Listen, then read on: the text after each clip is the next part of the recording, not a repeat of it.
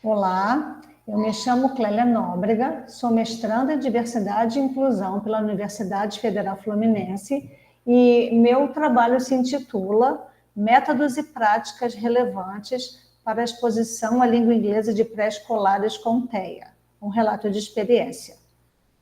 Esse trabalho foi orientado pela professora doutora Vera Caminha, também da UF, e o professor doutor Paulo Ramos, da Universidade Federal Rural do Pernambuco.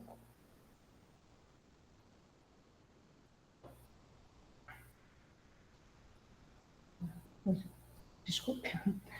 Então, para começar, o transtorno do espectro do autismo, TEA, é um transtorno do neurodesenvolvimento que afeta a comunicação e a interação social, além de se manifestar através de padrões de comportamento restritos e repetitivos. Tal característica se manifesta desde a infância e pode apresentar desafios brandos até mais significativos, pois se trata de um espectro. Cada criança se comporta de uma maneira individual. Na minha vivência profissional, como professora de língua inglesa na educação infantil, foi preciso lembrar que as demandas são individuais e as preferências de cada criança, de cada aluno, deve ser considerada na elaboração de atividades e criação de vínculos de afetividade. Existem várias garantias legais dos direitos dos indivíduos com TEA, a começar pela Constituição Federal, nos seus artigos 205 e 206, com os direitos de todos, a Lei de Diretrizes e Bases de Inclusão, um momentinho que eu estou mexendo aqui, a LDB, na sua Lei 9.394 de 1996, a Lei Berenice Piana, né? A Lei Brasileira de Inclusão, que garante o acesso, a permanência e o aprendizado com igualdade, e o Decreto 7.611 de 2011, que fala sobre o atendimento educacional especializado, o AEE, e as diretrizes da Política Nacional de Educação Especial na perspectiva da educação inclusiva.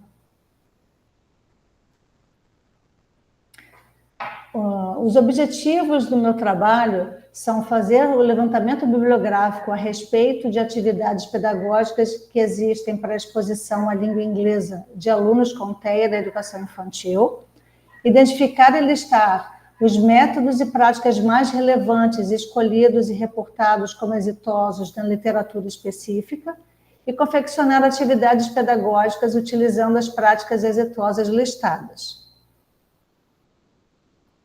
A metodologia utilizada teve uma abordagem qualitativa, né, baseada na teoria de Ludwig e André, e uma autoetnografia, com registros e diários reflexivos pertencentes a mim, né, a autora, onde eu reportava as situações acontecidas em sala de aula com crianças com TEA em sala de aula comum, seus progressos e seus desafios. As etapas consistiram inicialmente da revisão bibliográfica, o uso de diários reflexivos, de meus diários reflexivos como professora a respeito dessa interação, desse progresso ou desafio da criança com TEA, a confecção de atividades pedagógicas utilizando essas metodologias e métodos encontrados na literatura e um recordatório individualizado diário de aceitação ou rejeição de cada atividade proposta por mim com as crianças. Como resultado, até o presente momento, eu tenho encontrado métodos e recursos mais frequentemente escolhidos com sucesso na sala de aula comum, enumerados como, princípio, o método comunicativo, onde a comunicação e a troca verbal é privilegiada, o método de resposta física total, conhecido em inglês como TPR, né, TPR, onde os movimentos corporais interpretam o vocabulário aprendido como uma maneira natural de aprender de uma língua natural. A língua materna a gente aprende assim, né? Recebemos comandos e repetimos os gestos através desses comandos que aprendemos. O uso de ludicidade, né? Não só específica de crianças com TEA, mas crianças da pré-escola em geral. o uso de recursos visuais, o uso da comunicação alternativa e aumentativa, CAA, como cartas, pictogramas, especificação de rotinas, não só diárias, né, da sala de aula, mas também da atividade em si. O recordatório individualizado diário feito pela professora, no caso, o meu caso, também foi positivo como instrumento de sucesso alcançado pelos alunos com TEA. Como as conclusões desse meu trabalho, eu posso enumerar que quando as atividades pedagógicas evidenciadas como exitosas na literatura para a sensibilização à língua inglesa de pré-escolares com TEA na sala de aula comum são adaptadas às demandas e às preferências desse alunado, a chance de sucesso é igualmente maior.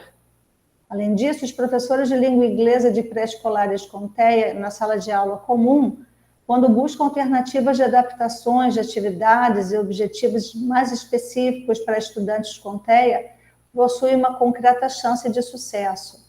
É impossível pensar uma criança com TEA num contexto de sala de aula comum, tendo os mesmos objetivos que o resto da turma, quando muitas vezes suas demandas são outras, seus interesses são específicos, são repetitivos. Então, o conhecimento e o uso desse hiperfoco, desses interesses restritos, tem que ser usado como um benefício, não como uma limitação para o aprendizado. Posso citar algumas referências principais desse estudo: a Constituição Federal em si, as leis Berenice Piana e a Brasileira de Inclusão, a APA e o DSM-5, que listam o autismo, né, o transtorno do espectro do autismo, como uma especificidade. Asher, que fala especificamente do TPR, e Fernandes C., de 2021, que fala sobre o uso de recursos visuais. Agradeço imensamente à Universidade Federal Fluminense, à UF, aos professores e professoras, colegas de minha jornada de ensino inclusivo, e aos alunos, que são a razão dessa pesquisa. Agradeço também a oportunidade oferecida pelo CONED, e eu digo que a inclusão vai além da presença física em sala de aula. Trata-se de um pertencimento e participação. Eu deixo aqui meu e-mail, no caso de alguém querer entrar em contato, e agradeço novamente a organização do congresso. Obrigada.